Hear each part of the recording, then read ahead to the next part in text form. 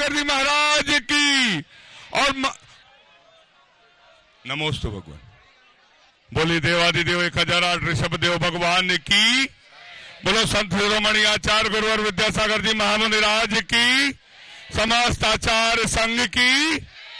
सुर न भटके जिंदगी का, इसलिए बांसुरी बनना पड़ा। आचार्य भगवान तो तीर्थंकर स्वरूपी है। सुर न भटके जिंदगी का, इसलिए बांसुरी बनना पड़ा। पा स्वयं को भी स्वयं से अजनबी बनना पड़ा। इस सदी के पुण्यशाली लोग भटकन से बचे, सिर्फ इसलिए एक देवता को आदमी बनना पड़ा। सिर्फ इसलिए हम लोगों के कल्याण के लिए आचार्य भगवान हम सबके लिए यहाँ पर हम सबको पूजन का सौभाग्य दे रहे हैं, हम सबको भक्ति का सौभाग्य दे रहे हैं। आचार्य भगवान के कर कमलों में साहस प्रदान करने के लिए मैं सबसे पहले आमंत्रित कर रहा हूं। साहस प्रदान करने के लिए दो नाम हमारे पास हैं। सबसे पहला नाम शालू जी, अवकाशी जैन। सिर्फ दो व्यक्ति आएंगे, तालियां बजाकर अनुमोदना। जिनवाणी जग मैया जन्म दुख मेट दो। जिनवाणी जग मैया जन्म दुख मेट दो। जन्म दुख मेट दो, मरण दुख मेट दो। जन्म दुख मेट दो। बस द्वितीय शास्त्र प्रदान करने का सौभाग्य है सुमत कुमार जी मोदी। जोरदार तालियां बजाकर अनुमोदन करें। सिर्फ दो लोग, बाकी लोग निकल जाएं। आप लोग इधर से सिर्फ दो लोग आ जाएं। सुमत कुमार जी मोदी। हाँ, फिर से। जिनवाणी जग मैया जन्म दुख यस, वहीं रुको। जन्म दुख मेट दो, मरण दुख मेट दो। जिनवाणी जग मैया जन्म दुख मेट दो। और तृतीय शास्त्र प्रदान करने का सौभाग्य न्यू लक्ष्मी भंडार जबलपुर मुकेश जी बहरिया के समधी जी को तालियां बजाकर अनुमोदन करें। आप लोग इधर आ जाएं। चलिए, सिर्फ दो लोग फिर आ जाए। चलिए चलिए, चल शीघ्रता से।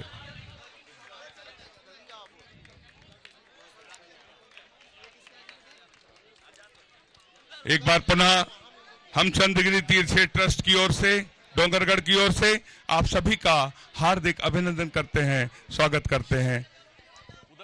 मेरा निवेदन है, यदि आप आचार्य भगवान के आशीर्वाद से बनने वाली चंद्रगिरी तीर्थ से जुड़ना चाहते हैं, मंदिर निर्माण से जुड़ना चाहते हैं, भव्य सहस्कूट के निर्माण से जुड़ना चाहते हैं, तो आप मंदिर निर्माण से एक प्रतिमा के लिए 2,01,000 रुपए की निछावर राशि निर्धारित की गई है। यदि आप चाहते हैं आपके परिवार से यह सौभाग्य प्राप्त हो, क्योंकि आने वाले भविष्य में जब आने वाली पीढ़ियां चंद्रगिरी तीर्थ क्षेत्र के दर्शन करने आएंगी और जब उन्हें ज्ञात होगा इस जिन बिंब की स्थापना का सौभाग्य उनके पिताजी ने, नाना जी ने, काका जी ने, ताता जी ने, पाऊ जी ने, फूफा जी ने, काकी जी ने किया, तो निश्चित रूप से कितने गौरव की बात होगी। यदि यह ऐतिहासिक गौरव आचार्य भगवान के आशीर्वाद से बनने तीर्थ के रूप में आप हासिल करना चाहते हैं, तो अपनी चंचला लक्ष्मी के उपयोग के माध्यम से ये स्वीकृति प्रदान कर सकते हैं। यदि आप एक वेदी के निर्माण में सहस्कूट के लिए सौभाग्य अर्जित करना चाहते हैं, 1 लाख रुपए की निछावर राशि निर्धारित की गई है। यदि आप छत्र चंवर भामंडल के माध्यम से सौभाग्य अर्जित करना चाहते हैं, जिसकी निछावर राशि 51,000 रुपए रखी गई है। मैं चंद्रगिरी के बारे में संक्षेप में आपसे बताना चाहता हूं। आचार्य भगवान के आशीर्वाद से बनने वाली चंद्रगिरी तीर्थ में सिर्फ मंदिर का निर्माण नहीं होना, ऐसा भी मंदिर है जहां कोई भगवान नहीं है, फिर भी वह मंदिर है सरस्वती का मंदिर है, ज्ञान का मंदिर है। प्रतिभा स्थली 50 दीदियों के माध्यम से वह संचालित है। जोरदार तालियां बजाकर दीदियों के सम्मान में, उनके माध्यम से छत्तीसगढ़ के अंचल की छात्राओं के लिए जो सीबीएसई के माध्यम से 4वीं से लेकर 12वीं तक अध्ययन करा रही हैं, किंतु आचार्य भगवान के आशीर्वाद से ऐसा आशीर्वाद प्राप्त हुआ, अंचल की कुछ निर्धन छात्राएं जो उच्च शिक्षा सीबीएसई की प्राप्त नहीं कर पाती हैं, गुरुजी की भावना थी कि ऐसी प्रतिभावान बालिकाओं को, प्रतिभाशाली बालिकाओं को इस शिक्षा को ग्रहण करने का अधिकार है। आपने, आचार्य भगवान ने आशीर्वाद दिया और लगभग 100 बालिकाओं को, अंचल की निर्धन छात्राओं को निःशुल्क अध्ययन प्रतिभा स्थली चंद्रगिरी द्वारा आचार्य भगवान के आशीर्वाद से कराया जा रहा है। और आप लोगों को एक जानकारी बताकर बड़ी खुशी होती है कि मशहूर वैज्ञानिक कस्तूरी रंगन जी को भारत सरकार ने जब शिक्षा नीति बनाने का मसौदा बनाने का जिम्मेदारी सौंपी तो वो चंद्रगिरी क्षेत्र था जहां आचार्य भगवान और प्रधानमंत्री नरेंद्र मोदी जी ने एक उनको निर्देश दिया कि जब ये शिक्षा नीति मसौदा 2022 बने 2021 बने तो आप सबसे पहला व्यू जो लेना है आचार्य विद्यासागर जी महाराज का लेना है और उसमें उन्होंने उनका पता भी देना पड़ता है शासन की नीति के अनुसार। उन्होंने आचार्य विद्यासागर महाराज जी का पता छत्तीसगढ़ चंद्रगिरी दिया था। जोरदार तालियां बजाकर अनुमोदन करें। और उस चंद्रगिरी में गुरुजी ने जो जो निर्देश दिया वो नई शिक्षा नीति ने भारत सरकार ने लागू किया है, अक्षरशः लागू किया है। तालियां बजाकर अनुमोदना गौरव। ऐसे आचार्य भगवान जिनकी नीतियां पूरे भारत सरकार लागू करती है। शिक्षा की नीति, नारी उत्थान की नीति, महिला विकास की नीति, अनुशासन की नीति। श्री जैन महिला परिसर से मैं निवेदन करता हूं आपके एक प्रतिनिधि यहां पर आए और आचार्य भगवान के श्री चरणों में श्रीफल अर्पित कर आशीर्वाद प्राप्त करें। दक्ष निखिल जी एक व्यक्ति आए श्रीफल चढ़ाकर यहां सौभाग्य अर्जित करें। सुभाष जी, निर्मल चंद जी जैन नागपुर, आपने भी चंद्रगिरी को सहयोग दिया, एक व्यक्ति आए श्रीफल अर्पित करें। राजेश जी, शांतिलाल जी जैन नागपुर, श्रीफल अर्पित करने का सौभाग्य प्राप्त करें। दिलीप जी जैन, मनीष जी जैन उड़ीसा, श्रीफल और यहां से निकलते चलें। श्री विजय कुमार, प्रमोद कुमार जी जैन जबलपुर, श्रीफल अर्पित करें। दीपक जी जैन एवीएन इटारसी, श्रीफल अर्पित करें। नितेश जी, मनीष जी सेडिया महाराजपुर, श्रीफल अर्पित करें। चंद्र कुमार जी जैन श्रीफल अर्पित करें। श्री अशोक जी बरड़िया श्रीफल अर्पित करें। जितने लोगों के नाम की घोषणा हुई और जैन मिलन परिवार नागपुर का महिला मंडल का परिवार इतवारी समाज सनत कुमार भैया सभी का बहुत बहुत सहयोग, सभी के सम्मान में जोरदार तालियां। और हम सभी आचार्य भगवान की पूजन की ओर चलते हैं, श्रद्धा की ओर चलते हैं। सभी लोग अपने स्थान पर बैठ जाएं। आचार्य श्री जी के चरणों में हम झुक रहे अपना माथा, जिनके जीवन की हर चर्या बन पड़ी स्वयं ही नवगाता। जैनागम का वह सुधा कलश जो बिखराते हैं गली गली, जिनके दर्शन को पाकर के खिलती मुरझाई हृदय। ओम ह्रीम श्री 108 आचार्य विद्यासागर मनिंद्राय अत्र अवतर अवतर शंभो सटावानन। जय हो जय हो जय हो। अत्र तिष्ठति स्थापनम। जय हो जय हो जय हो। अत्र मम सन्नितो भव भव सत्सन्निधिकरणम परिपुष्पांजलि छिपामि। सांसारिक विषयों में पढ़कर मैंने अपने को भरमाया, इस राग द्वेष की वैतरणी से अब तक पार नहीं पाया। तब विद्या सिंधु के जलकण से भव कालुष धोने आया हूँ, आना जाना मिट जाए मेरा यह बंध काटने आया। ओम ह्रीम श्री 108 आचार्य विद्यासागर मनिंद्राय जन्म जरा मृत्यु विनाशनाय जलम निर्भमिति। नल में जल जल कर अपना सर्वस्व लुटाया है, निज शांत स्वरूप न जान सका जीवन भर इसे भुलाया है। चंदन सम शीतलता पाने अब शरण तुम्हारी आया हूँ, संसार ताप मिट जाए मेरा चंदन वंदन खो जाए। ओम ह्रीम श्री 108 आचार्य विद्यासागर मनिंद्राय संसार ताप विनाशनाय चंदनम निर्भमिति। जड़ को ना मैंने जड़ समझा, नहीं अक्षय निधि को पहचाना।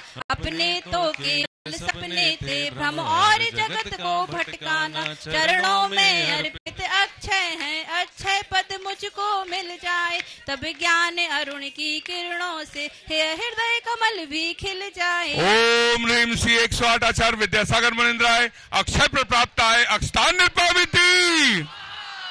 इस विषय भोग की मदिरा पी मैं बना सदा से मतवाला। तृष्णा को तृप्त करे जितनी उतनी बढ़ती यह मदन विजेता। बन न सके यह भाव हृदय में लाया। ओम ह्रीम श्री 108 आचार्य विद्यासागर मनिंद्राय कामवाड़ विध्वंसनाय पुष्पम निर्भमिति।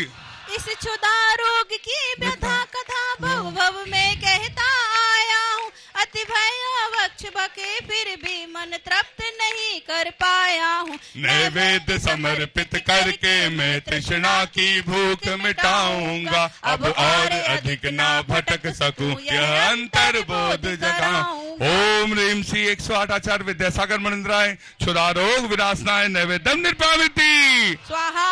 मोह अंधकार से व्याकुल हो निज को नहीं मैंने पहचाना, मैं राग देश में लिप्त रहा इस हाथ रहा बस पछताना। यह दीप समर्पित है गुरुवर मेरा तम दूर भगा देना, तुम ज्ञान दीप की बाती से मम अंतर दीप जला देना। ओम ह्रीम श्री 108 आचार्य विद्यासागर मुनिंद्राय महामोहांधकार विनाशनाय दीपम निर्पामिति स्वाहा।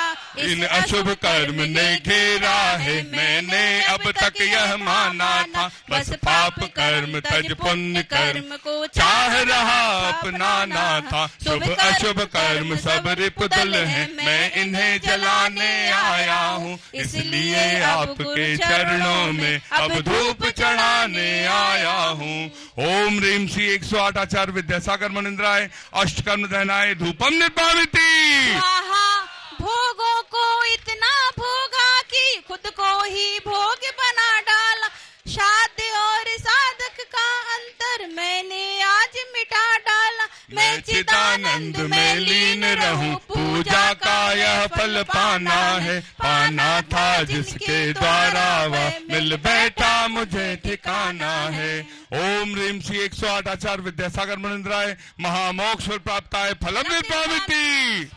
जग के वैभव को पाकर मैं निस दिन के साल मस्त रहा, चारों गतियों की ठोकर को खाने में ही अभ्यस्त रहा।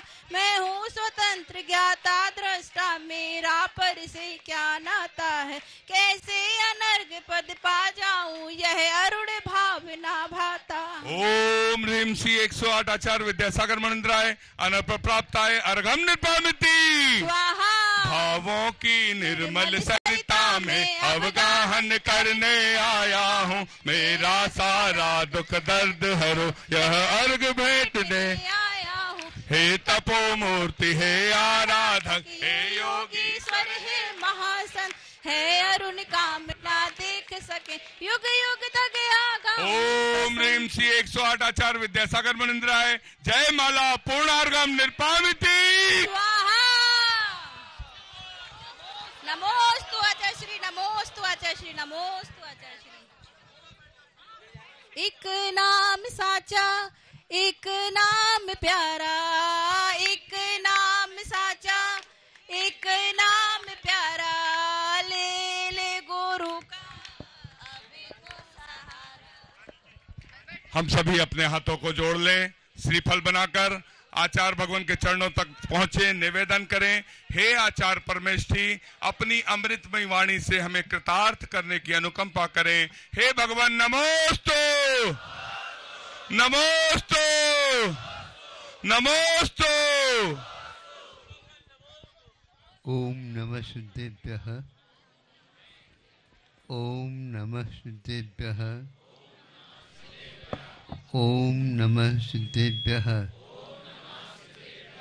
अहिंसा परमो धर्म की आचार्य गुरुवर श्री कुंद कुंद भगवान की, आचार्य गुरुवर श्री ज्ञान सागर मुनि महाराज की, आचार्य गुरुवर विद्यासागर जी महाराज की।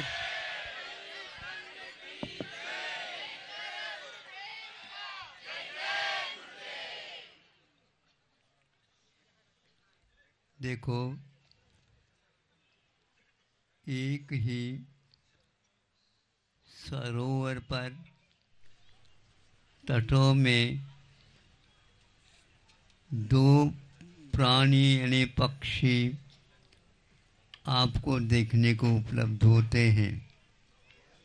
ध्यान दीजिए कि हम वहाँ पर बैठे हैं सरोवर के तट पर, वहाँ पर दो पक्षी आते हैं और वे भी बैठ जाते हैं तालाब के कम पानी में। बैठने का मतलब वो खड़े हो जाते हैं। एक शांत भाव के साथ उस ओर नजर रख रहा है जहाँ पर अपना उसका खाद्य है। दूसरा भी वह नजर रख रहा है एक ही पैर से, एक पैर को ऊपर किया है और एक पैर को नीचे किया है, खड़ा है। ऐसा लग रहा है कि वह तपस्या कर रहा है। तप अनेक प्रकार के हुआ करते हैं, तो वह भी कर रहा है। करते करते करते वह ऐसा कर रहा था कि नज़र बिल्कुल उसकी स्थिर वहीं पर थी। कब वह मछली आए और उसको हम उठा ले। अब दूसरी ओर दूसरा है, इन दोनों को परीक्षित करना सामान्य व्यक्ति का काम नहीं है। दोनों चोंच वाले हैं, दोनों लंबी गर्दन वाली हैं, दोनों के पैर अपने समान हैं, दोनों के पंख उड़ने के लिए अपने समान हैं। देखने को दूध से धुले हुए से दोनों हैं। एक भीतर से भी दूध से धुला हुआ है,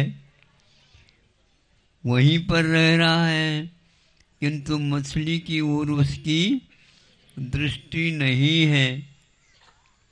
और दूसरे दो पक्षी है बगुला, जिसका नाम है, वह बार बार मछली की ओर देख रहा है।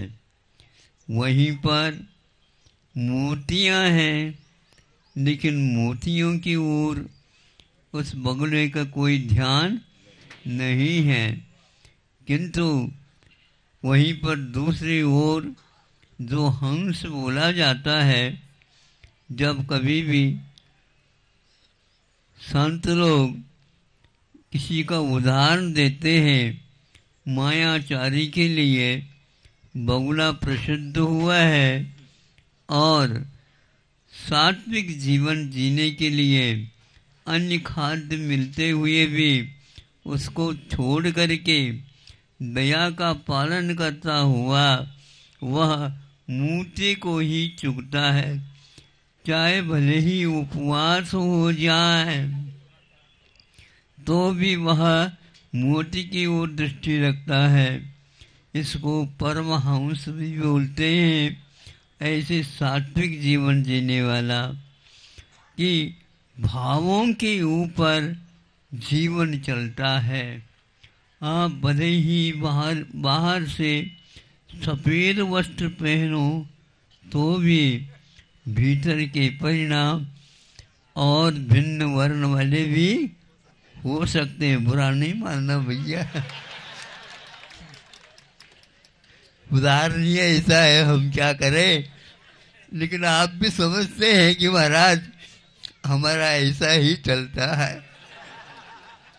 चलता मतलब पूरा का पूरा वैसा ही नहीं, लेकिन फिर भी हम इस बात को समझते हैं कि चोर भी चोरी करता है, चोरी है इसलिए वह डरता भी है, इसलिए डरता है कोई पकड़ ले तो क्या करूं, लेकिन फिर भी चोरी करता है।